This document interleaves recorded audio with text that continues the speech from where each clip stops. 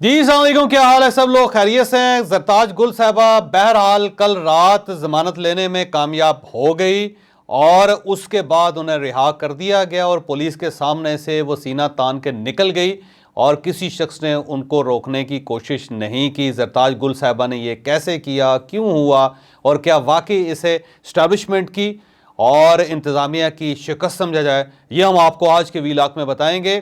और voice of America की एक स्टोरी है जिसने तहलका मचा दी है। उस स्टोरी के मुताबिक पाकिस्तान तहरीक इंसाफ ने IMF से कहा है कि आप पाकिस्तान को कर्जा ना दें। क्या वाकई बात दुरुस्त है? हम ये भी आज के वीलाग में डिस्कस करेंगे। और इसके साथ साथ गौहर खान साहब का ये ऐलान है कि अगर हमें बल्ला नहीं भी मिलता तब भी हम अंडर 19 टीम के साथ पाकिस्तान के अंदर इलेक्शन लड़ेंगे और फिर ठीक ठाक किस्म की शिकस्त का सामना मुखालफों को करना पड़ेगा। क्या वाकई ही पाकिस्तान तहरीक इंसाफ ने कोई बी प्लान बना लिया, और अगर बना लिया तो वो क्या है, ये भी हम आपको आज के वीडियो में बताएंगे। हम सबसे पहले गौहर खान साहब के बयान की तरफ आते हैं। गौहर खान साहब ने कल ऐलान किया कि मुझे 99% यकीन है कि बल्ला हमें वापस मिल जाएगा, और अगर हमें बल्ला वापस नहीं मिलता तो फिर पूरी दुनिया में पाकिस्तान के जो इलेक्शन है उनकी कोई क्रेडिबिलिटी नहीं होगी और हम दुनिया को क्या मुंह दिखाएंगे। फिर उनका यह भी कहना था कि अगर हमें बल्ला वापस नहीं मिलता तो हमें कोई भी निशान अलाट कर दें, हम उस पर इलेक्शन लड़ेंगे। और उनका यह दावा है कि हमारी जो टीम होगी अंडर 19 टीम हो गई, लेकिन वो भी मुखालफों को ठीक ठाक टफ टाइम देगी और हम हुकूमत बनाने के काबिल हो जाएंगे। पहली बात तो ये कि गौहर खान साहब का ये मुतालबा दुरुस्त है। मैं ये समझता हूं कि पाकिस्तान तहरीक इंसाफ को बल्ले का निशान मिलना चाहिए क्योंकि बल्ला इनका निशान है। इस तरह बल्ले के निशान से महरूम करके अगर कोई इलेक्शन होगा तो उसकी क्रेडिबिलिटी वाकई नहीं होगी। दूसरा, मैं बार बार ये अर्ज कर रहा हूं कि अगर हमने सिलेक्शन ही करनी है, अगर हमने एक सिलेक्शन के अमल से एक नया प्राइम मिनिस्टर बनाना है, फिर उनकी कैबिनेट बनानी है, तो फिर हमें 2-250 अरब रुपया खर्च करके इस इलेक्शन की कोई ज़रूरत नहीं है। हमें चाहिए कि हम चंद लोगों के नाम लिखें और उनके ऊपर मोहर लगाएं और उसके बाद उन लोगों को कहें कि आके आप हुकूमत बना लें। इससे पाकिस्तान का कसीर सरमाया बच जाएगा, क्योंकि इलेक्शन कमीशन का क्लेम यह है कि 80 अरब रुपए खर्च होंगे। अब 80 अरब रुपए इलेक्शन कमीशन के, फिर पार्टियों के अखराजात, फिर आवाम के अखराजात, फिर जो छुट्टियाँ होंगी उसका नुकसान, तो इस सब को अगर मिलाया जाए तो 2-250 अरब रुपए का नुकसान होगा। और उसके बाद भी अगर ऐसा इलेक्शन करवाना जिसकी कोई क्रेडिबिलिटी नहीं होगी तो फिर मेरा नहीं ख्याल कि इलेक्शन की ज़रूरत है। और अगर हमने फिर एक कन्फ्यूजन क्यास क्रिएट करना है तो फिर मेरा ख्याल है सब पार्टियों को खुल के बात करनी चाहिए कि हमें ये इलेक्शन नहीं चाहिए, और फिर 2-4-5 साल के लिए गवर्नमेंट बना के आप अपना काम चला रहे हैं और उसके बाद जब हालात बेहतर हो जाएं तो फिर आप इलेक्शन करवा लें। इस तरह कन्फ्यूजन में, क्यास में आगे बढ़ना और फिर पाकिस्तान के लिए नए मसाइल पैदा करना, मेरा नहीं ख्याल कि उसकी कोई जस्टिफिकेशन हो सकती है। मैं चीफ जस्टिस पाकिस्तान के इस बयान से मुकम्मल इत्तफाक करता हूँ कि इलेक्शन होने चाहिए। ये पत्थर की लकीर है, उसे मिटाया नहीं जा सकता, लेकिन जो पार्टीज़ की तरफ से एतराज़ किया जा रहा है, जो मुल्क के अंदर हो रहा है, उसको देखें तो यूँ महसूस होता है कि ये जो इलेक्शन होगा ये मज़ीद कन्फ्यूजन और मज़ीद क्यास पैदा कर देगा। तो अगर आपने इलेक्शन करवाना है तो फिर वाकई level playing field Pakistan Tehreek Insaf का हक़ है और उन्हें यह हक़ देना चाहिए। मैं दिल से ये समझता हूँ। अब हम जरताज गुल साहिबा की तरफ आते हैं। जरताज गुल साहिबा कल पेशावर हाई कोर्ट पहुँच गई। वो राहदारी ज़मानत लेना चाहती थी कि वो वहाँ पहुँची तो उन्होंने देखा कि बाहर पुलिस इकट्ठी होनी शुरू हो गई और फिर उसके बाद ठीक ठाक किस्म की पुलिस पेशावर हाई कोर्ट के सामने इकट्ठी हो गई। जरताज गुल साहिबा का ख्याल ये था कि अगर मैं बाहर निकलूँगी तो मुझे गिरफ्तार कर लिया जाएगा। अब जरताज गुल साहिबा अदालत के अंदर बैठ गई और पुलिस जो बाहर मोर्चा लगा के बैठ गई और वहाँ पर वकला आते रहे, वकला जाते रहे। लेकिन अब ज़ाहिर जरताज गुल साहिबा की तारीख नहीं थी, जरताज गुल साहिबा को समाअत भी नहीं मिली, जरताज गुल साहिबा की दरख्वास्त को भी कबूल नहीं किया गया। इस वजह से वो अंदर महसूर होकर रह गए। स्ट्रैटेजी उन्होंने बड़ी अच्छी खेली कि उन्होंने वहाँ पे अपना वीडियो बयान रिकॉर्ड करवाया, फिर उन्होंने अपनी सोशल मीडिया टीम को भेजा। सोशल मीडिया टीम ने उसे पूरे पाकिस्तान के अंदर फैला दिया, बल्कि पूरी दुनिया में फैला दिया। हर स्क्रीन के ऊपर जरताज गुल साहिबा का वो बयान चला और उसमें उन्होंने दरख्वास्त की कि मेरे साथ देखें क्या हो रहा है। फिर उनके जो वकला हैं उन्होंने एक और कार्ड खेला कि उन्होंने उनका बिस्तर वहाँ पे अदालत के अंदर लगा दिया, उनके लिए कंबल का बंदोबस्त कर दिया गया, उनके लिए खाने का बंदोबस्त कर दिया गया, और वो मसलसल वहाँ पे हाई कोर्ट की बिल्डिंग के अंदर बैठी रही। ये इतना ज़्यादा इशू चला कि chief justice of Peshawar high court justice Ibrahim साहब तक ये बात पहुँची और वो खुद चल के अदालत पहुँच गए और फिर उन्होंने कहा कि बेटी है, बच्ची है, इसके लिए खाने का बंदोबस्त किया जाए। फिर उन्होंने पुलिस को बुलवाया और उनसे कहा कि हमारी रवायात नहीं है कि हम ख़वातीन को इस तरह गिरफ्तार करें।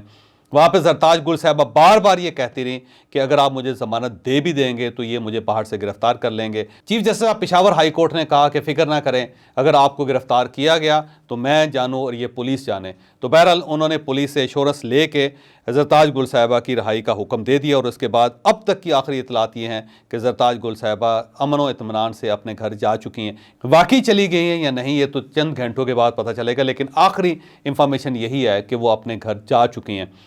लेकिन यहाँ पे एक चीज़ जिसका मैं जिक्र करना चाहूँगा, मेरा ख्याल है जरताज गुल साहबा ज़ाहिर एक पार्लियामेंटेरियन भी रही हैं, मिनिस्टर भी रही हैं, फिर वो खातून भी हैं और इतनी दूर से चल के वो पेशावर हाई कोर्ट पहुँची हैं। तो ख़वातीन के बारे में हमारा रवैया थोड़ा सा नरम होना चाहिए। अगर हम अपना मॉरल फाइबर भी तोड़ देंगे पाकिस्तान में तो फिर किस के ऊपर कौन एतबार करेगा। तो कम से कम ख़वातीन जिनका किसी भी जमात के साथ ताल्लुक़ हो, किसी भी फ़िरके के साथ ताल्लुक़ हो, किसी भी तबका फ़िक्र के साथ ताल्लुक़ हो, उसके लिए पाकिस्तान को अपनी रवायात निभानी चाहिए। उनके लिए पाकिस्तान के सिस्टम को सॉफ्ट होना चाहिए। मैं यहाँ पे बलोच ख़वातीन की मिसाल भी दूँगा कि जो तुर्बत से चल के इस्लामाबाद आई थी और जो उनके साथ यहाँ पे हमने किया, इंतहाई अफसोसनाक इक़दाम था। मैं उसकी मज़म्मत भी करता हूँ और मेरा ख्याल ये है कि इस्लामाबाद के शहरियों को, इस्लामाबाद की इंतज़ामिया को उन ख़वातीन का ख्याल रखना चाहिए। उनके खाने का बंदोबस्त होना चाहिए, उनके लिए कंबल का बंदोबस्त होना चाहिए, उनके लिए बिस्तर का बंदोबस्त होना चाहिए। और जिस तरह वो एक खौफ के साए में वहाँ प्रेस क्लब के सामने बैठी हैं, उस खौफ को भी कम होना चाहिए, क्योंकि ख़वातीन के बारे में जो पाकिस्तान की रवायात थी उसे हमें निभाना चाहिए और दिल बड़ा करके हमें निभाना चाहिए। अगर किसी ने कुछ जुर्म किया है तो फिर आप उसे बेशक सज़ा दें, लेकिन इस तरह अदालतों के अंदर ख्वार करना या सड़कों के ऊपर जलील करना, मेरा नहीं ख्याल कि ये पाकिस्तान की रवायात हैं। तो इस सिलसिले में मैं जरताज गुल साहबा और तमाम पॉलिटिकल और नॉन पॉलिटिकल ख़वातीन की सपोर्ट करता हूँ और मैं समझता हूँ कि ख़वातीन को पाकिस्तान के अंदर वो हक़ मिलना चाहिए और हर चीज़ से बालातर होकर मिलना चाहिए जो कुदरत ने और जो मुल्क ने और जो आइन ने उनको ये हक़ दिया है। यहाँ पे मैं अदालतों का जिक्र भी करूँगा कि पाकिस्तान तहरीक-ए-इंसाफ बार बार ये कहती थी कि ये रात के वक्त अदालतें क्यों खुलती हैं और इनका क्या काम है जजेस का कि वो घर से उठ के अदालत खोल के बैठ जाएं।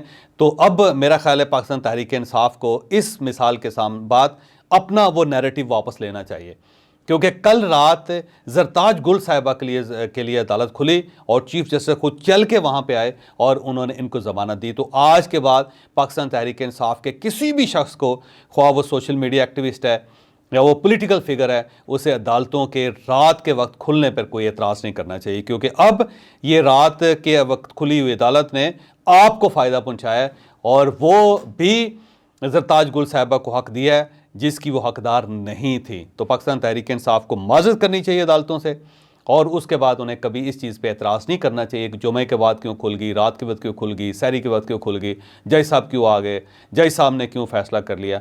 इन चीज़ों से अब आपको बालातर हो जाना चाहिए। अब हम वॉइस ऑफ अमेरिका की स्टोरी की तरफ आते हैं। वॉइस ऑफ अमेरिका ने कल एक स्टोरी रिलीज़ की, उसमें उन्होंने कहा कि पाकिस्तान तहरीक-ए-इंसाफ ने पाकिस्तान के अंदर जो IMF का चैप्टर है उनको कहा है कि अगर फेयर एंड फ्री इलेक्शन नहीं होते तो फिर आपको पाकिस्तान को अगली अमदादी किस्त जारी नहीं करनी चाहिए। और ये भी कहा कि हमने जो पिछली किस्त जब जारी हुई तो उस पे हमने पाकिस्तान की रियासत को सपोर्ट किया था, लेकिन अब हम ये सपोर्ट वापस लेना चाहते हैं। तो इस किस्म की एक ख़बर छपी जिसके ऊपर पाकिस्तान तहरीक-ए-इंसाफ का अपना एक नैरेटिव है। उनका ये कहना है कि हमने इस किस्म की कोई बात नहीं की थी, लेकिन ताहम ये माना गया कि गौहर खान साहब और उनके साथ रऊफ़ हसन साहब की जो पाकिस्तान में IMF की नुमाइंदा से मुलाकात हुई थी, लेकिन हमने ये नहीं कहा था। जबकि दूसरी तरफ वॉइस ऑफ अमेरिका उनका ये दावा है कि जो कुछ हमने लिखा है वो 100% दुरुस्त है और उन्होंने अपने सोर्सेज का जिक्र भी किया है, गो उनका नाम उन्होंने रिलीज़ नहीं किया। लेकिन मेरा ख्याल है अगर पाकिस्तान तहरीक-ए-इंसाफ उस तरफ जाएगी तो फिर वो अपने सोर्सेज भी डिस्क्लोज़ कर देंगे। और अब यहाँ पर 2 ऑप्शन हो सकते हैं। पहला ऑप्शन तो ये हो सकता है कि पाकिस्तान तहरीक-ए-इंसाफ ठीक कह रही है, उन्होंने वाकई IMF के साथ इस किस्म की कोई बात नहीं की। और दूसरा ऑप्शन ये हो सकता है कि IMF के साथ इन्होंने बात की और वॉइस ऑफ अमेरिका की ये स्टोरी बिल्कुल दुरुस्त है।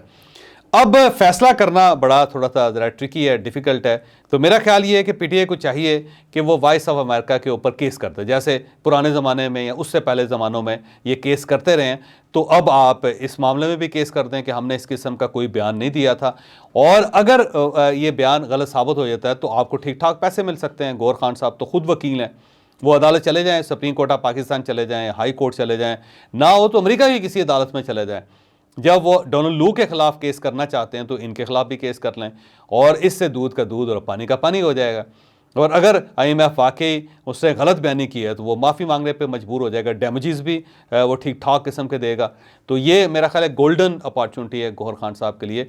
वो ठीक ठाक पैसे भी कमा सकते हैं और दुनिया के बहुत बड़े मीडिया प्लेटफॉर्म से माफ़ी भी मंगवा सकते हैं, तो ये तो बड़ा ऑप्शन है। लेकिन ये पाकिस्तान तहरीक इंसाफ का वतीरा है कि वो हमेशा कहते कुछ हैं करते कुछ हैं। तो मुझे इस दाल में वाकई काला नज़र आता है, क्योंकि इससे पहले भी पाकिस्तान से रिलेटेड बहुत सारी चीज़ें वो ऐसी कह चुके हैं कि जिससे पाकिस्तान को नुकसान हो सकता था। तो मेरा दिल ये कहता है कि ये बात इसी तरह हुई होगी, क्योंकि जब इमरान खान साहब करनी पे आते हैं तो फिर वो किसी चीज़ को पीछे नहीं छोड़ते, फिर वो हर चीज़ की बल्कि हर हद को क्रॉस कर जाते हैं। तो इमरान खान साहब ने इस बार भी हद क्रॉस की है और उनसे इनके बारे में पूछा जाना चाहिए।